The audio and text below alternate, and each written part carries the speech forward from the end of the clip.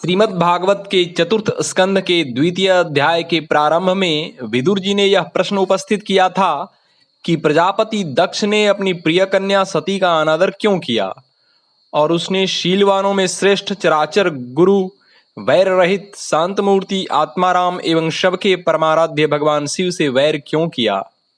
इस पर मैत्रेयी जी ने उनसे कहा, विदुर जी, प्रजापति दक्ष उच्च पद पाकर मोहांध हो गया था। वेद के अर्थवाद रूप वाक्यों से मोहित होकर कर्मकांड को ही सब कुछ मानने वाला एवं देह बुद्धि आदि में ही आत्मबुद्धि रखने वाला हो गया था। इस प्रकार के कर्मासक्त एवं उच्च पद प्राप्त व्यक्ति को अपने श्रेष्ठत्व का मिथ्याभिमान हो जाया करता है। वही दक्ष को हो गया था। यज्ञ सभा में दक्ष के उपस्थित होने पर जब शिव जी ने अपने स्थान से उठकर उसे सम्मान प्रदान नहीं किया तो शिव तत्व से अनभिज्ञ दक्ष के मिथ्याभिमान को ठेस पहुंची और उसने भरी सभा में शिव जी को अपशब्द कहे। आत्माराम शिव निश्चल भाव से बैठे रहे, उन्होंने कोई प्रतिकार नहीं किया। इससे दक्ष के क्रोध का पारा और चढ़ गया एवं मुख्य सभासदों के मना करने पर भी उसने भगवान शिव को यज्ञ भाग से वंचित कर दिया। भृगु ऋषि आदि कुछ ब्राह्मणों ने भी दक्ष का अनुमोदन किया। यह देखकर शिव जी के गण नंदीश्वर ने भी उन सबको भयंकर शाप दे दिया। भगवान शिव बिना कुछ भी बोले कुछ खिन्न से होकर वहां से उठकर चले गए। इधर ब्रह्मा जी ने दक्ष को सब प्रजापतियों का अधिपति बना दिया। इससे उसका गर्व और बढ़ गया। पुराने वैर को स्मरण करके दक्ष ने शिव जी का घोर अपमान करने हेतु बृहस्पति शव नामक महायज्ञ का आयोजन किया। उस यज्ञ में दक्ष ने शिव जी को छोड़कर सभी संबंधियों, ब्रह्मर्षियों, देवर्षियों, पितरों और देवताओं को सपत्नीक निमंत्रित किया। आकाश मार्ग से दक्ष यज्ञ में जाने वाले देवताओं से अपने पिता द्वारा किए जाने वाले यज्ञ की बात जानकर स्त्री स्वभाव सुलभ उत्सुकता से सती ने भी भगवान शिव से यज्ञोत्सव में चलने हेतु युक्तियों सहित बड़े प्रेम से आग्रह किया। शिव जी ने हंसकर कहा, देवी, बंधुजनों के यहाँ निमंत्रण के बिना भी उत्सवों में उसी अवस्था में जाना चाहिए जब तक उन बंधुओं की दृष्टि प्रबल देहाभिमान जन्य मद एवं क्रोध द्वारा द्वेष दोष से युक्त न हो गई हो। विद्या, तप, धन, सुदृढ़ शरीर, युवावस्था और उच्च कुल, ये 6 सत्पुरुषों के लिए तो गुण हैं, किंतु नीच पुरुषों के पास होने पर ये ही अवगुण हो जाते हैं, क्योंकि इनके प्रभाव से उनका अभिमान वृद्धि प्राप्त होकर उनकी विवेक बुद्धि नष्ट कर देता है और इसी कारण वे महापुरुषों के प्रभाव को भी नहीं समझ सकते।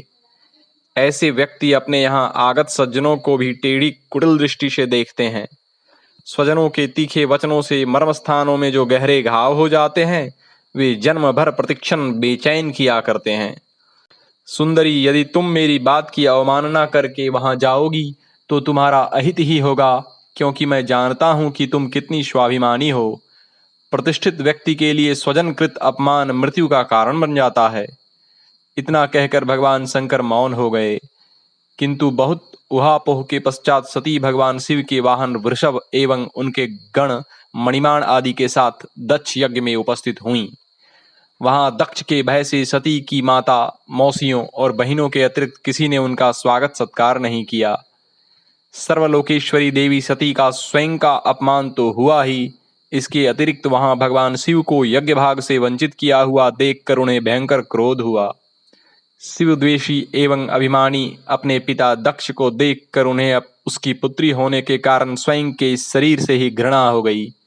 वे रोष भरी लड़खड़ाती वाणी में अपने पिता दक्ष से बोली, भगवान शंकर से बड़ा तो संसार में कोई नहीं है। वे सभी देहधारियों की प्रिय आत्मा हैं। उनका न तो कोई प्रिय है न अप्रिय, अतः वे निर्वैर हैं। वे सबके कारण एवं सर्वरूप हैं। शिव, यह 2 अक्षरों का नाम प्रसंगवश भी एक बार जिसके मुख से निकल जाए तो उस मनुष्य के समस्त पाप तत्काल नष्ट हो जाते हैं। उनकी आज्ञा का कोई उल्लंघन नहीं कर सकता। अरे महापुरुषों के मन मधुकर ब्रह्मानंदमय रस का पान करने की इच्छा से जिनके चरण कमलों का निरंतर सेवन किया करते हैं और जिनके चरणारविंद सकाम पुरुषों को उनके अभिष्ट भाग भी प्रदान करते हैं, उन विश्वबंधु भगवान शिव से आप द्वेष करते हैं। आप भगवान नीलकंठ की निंदा करने वाले हैं, इसलिए आपसे उत्पन्न अपने इस समतुल्य शरीर को त्यागना ही मैं अपना धर्म समझती हूँ। ऐसा कहते हुए भगवती सती ने समाधि लगाई और भगवान शंकर के चरण कमलों का चिंतन करते हुए योगाग्नि से अपने शरीर को भस्म कर डाला। देवर्षि नारद से सती के देह त्याग की घटना सुनकर शिव जी को भीषण क्रोध हुआ। उन्होंने अपनी जटा से वीरभद्र को उत्पन्न करके उसे दक्ष यज्ञ को विध्वंस करने की आज्ञा दी। फलस्वरूप वीरभद्र ने यज्ञ विध्वंस कर डाला और दक्ष का मस्तक काट कर यज्ञ में आहुति दे दी। प्रताड़ित एवं भयभीत देवता और ऋषि ब्रह्मा जी के पास अधूरे यज्ञ की पूर्णता का उपाय पूछने गए। ब्रह्मा जी ने स्पष्ट शब्दों में कहा कि भगवान शिव को यज्ञ भाग नहीं देकर तुमने भारी अपराध किया है, जिसका फल भी तुम्हें मिल गया है। किंतु भगवान शिव आशुतोष हैं, अतः शुद्ध हृदय से उनके चरण पकड़कर उनसे क्षमा याचना करो।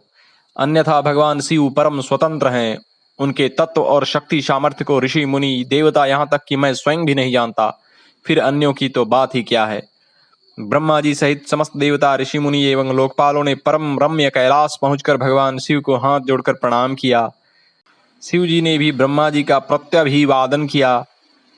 अधूरे यज्ञ को पूर्ण करवाने हेतु एवं दक्ष को पुनर्जीवित करने हेतु ब्रह्मा जी की प्रार्थना पर शिव जी ने अपने आशुतोष नाम को सार्थक करते हुए बड़े ही सुंदर वचन कह डाले। हे प्रजापति, भगवान की माया से मोहित हुए दक्ष सरीखे ना समझो के अपराध की न तो मैं चर्चा करता हूँ और न स्मरण ही। मैंने तो केवल सावधान करने हेतु ही उन्हें थोड़ा सा दंड दे दिया। तदुपरांत दक्ष को बकरे का मुंह लगाकर पुनरुज्जीवित करके एवं दूसरे अंग भंग हुए ऋत्विजों की योग्य व्यवस्था करके भगवान शिव ने दक्ष यज्ञ संपन्न करवाया। दक्ष ने क्षमा मांगते हुए अनेक प्रकार की स्तुतियों से भगवान आशुतोष को प्रसन्न कर लिया। ओम।